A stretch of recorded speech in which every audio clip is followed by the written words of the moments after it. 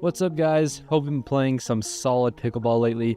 Today we're looking at the new 6-0 paddle, the Ruby, which comes in at $180 with discount code BrionesPB at checkout.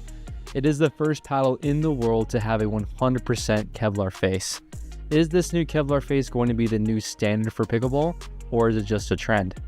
Could the Ruby be my new go-to paddle? I don't know. Stay tuned to the end to find out.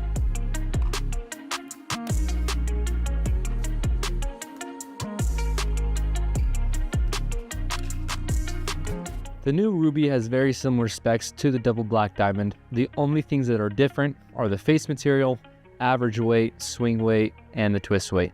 The biggest difference you can tell right off the bat is how amazing this paddle looks. It's my favorite looking paddle of the year so far. The crimson red face and the white accents are such an eye catcher. But the second you feel the face, you can tell something is up. 6-0 used a crossed woven cloth pattern for the paddle face, making it insanely gritty upon touch. If you brush it up against your clothing, it will grab it and hold it in place. But the Kevlar face that is on the Ruby is from a company named DuPont Kevlar. They're one of the leading premium Kevlar manufacturers in North America. Kevlar itself has an extremely high impact resistance and is abrasion resistant, hence why bulletproof vests and clothing are made from it. I am super excited about this. I've always griped about how long paddle grit lasts, because once your paddle grit is gone, you essentially have to buy another paddle. I'm so happy 6-0 is trying to find a solution for this. With the Ruby being a variation of the double black diamond, there are going to be similarities in almost every way. One of the few ways this paddle is different though is the pop and the power. For power, this is in between the more powerful black diamond, which is considered a power paddle, and the double black diamond, which is an all-core paddle. The Ruby feels rock solid off of drives and serves. I can definitely tell the difference in power compared to the double black diamond. My serves are landing deeper with the same amount of effort, and my drives are getting on top of my opponents much quicker. But the Ruby is less poppy than the double black diamond. I'm certain that the Kevlar face has something to do with that. Kevlar is not as stiff of a material as carbon fiber is, which would play a role in how much pop it has. The pop isn't bad at all, just a little bit less than the double black diamond. I'm kind of sad about that because the pop on the double black diamond was one of my favorite things about it. The RPMs on this paddle are top tier at 2,213. With this new Kevlar face, I'm hoping that these numbers stay in the 2,000 RPM ranges longer than any paddle before. Fingers crossed. But there wasn't a single shot that I felt the spin drop off on. I was able to really swing through the ball in drives and serves, and the spin kept the ball in no problem. I actually had to make an adjustment to my ball clearance over the net on serves because of the first couple of games. All my serves were landing super short from my ball having so much more spin than I was used to. Third shot drops with this felt like a breeze with my top spin roll, really making the ball dive down into the kitchen. I really enjoyed my returns with this as well. My slice return had ridiculous amounts of backspin, making my opponents drop their thirds into the net more than normal. But my favorite shot with this paddle was my speed ups off of the bounce at the kitchen line. I was able to swing harder than normal and thread the needle in between players and have the ball land just inside the line. There were plenty of times where I thought to myself after hitting a speed up, that would have been a foot out if I were using the double black diamond right now. This paddle gets 200 more RPMs than the double black diamond, which is a significant difference. It was very apparent when playing with the double black diamond and the Ruby side by side. I love the control I get when playing with the Ruby. I'd say that the Ruby has more control than the double black diamond. I credit that to a couple of different things. First, the Ruby sweet spot is enormous and is even larger than the double black diamond. It is an amazingly forgiving paddle. Paired with its great twist weight, framing balls isn't a huge deal because tons of energy is still being transferred into the ball from the paddle. Second, the Kevlar gives you a more muted feel than the carbon fiber on the double black diamond, giving you more of an airy sensation when hitting the ball.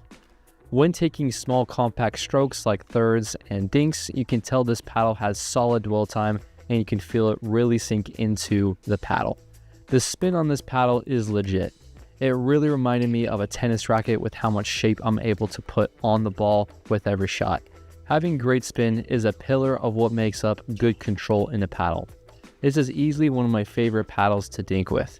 It makes me feel like I have more time in the kitchen and helps me play smoother and more fluid.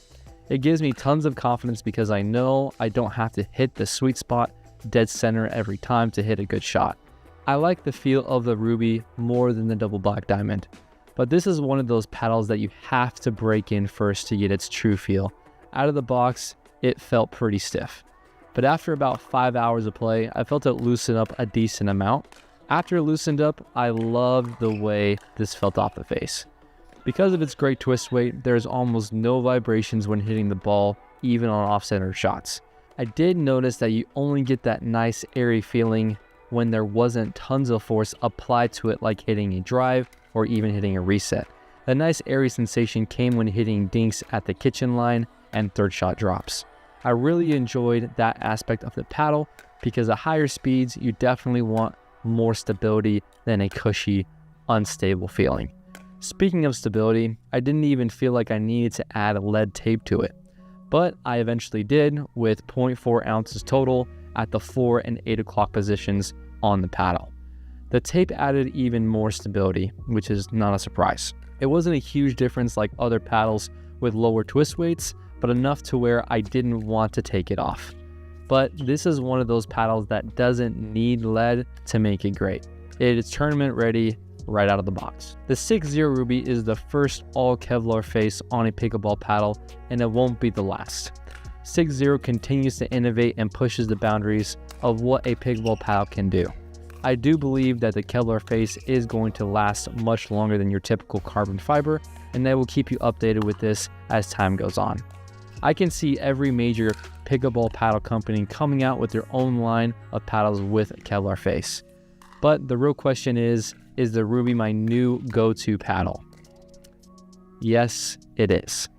The Ruby adds upon the many strengths of the double black diamond, such as a larger sweet spot, more spin, more stability, better looking, and more power. The only thing that it lacks compared to the double black diamond is a little bit of pop and the price. But it's not by much. The double black diamond is $20 cheaper, but the things that $20 gets you in the Ruby is well worth it in my opinion. And that is a trade-off I can live with. I know we just released the top 5 paddles of the year, but this one got to us right as we were finishing up the top 5 video. But I can confidently say that I can recommend this paddle to any player, beginner and pro alike.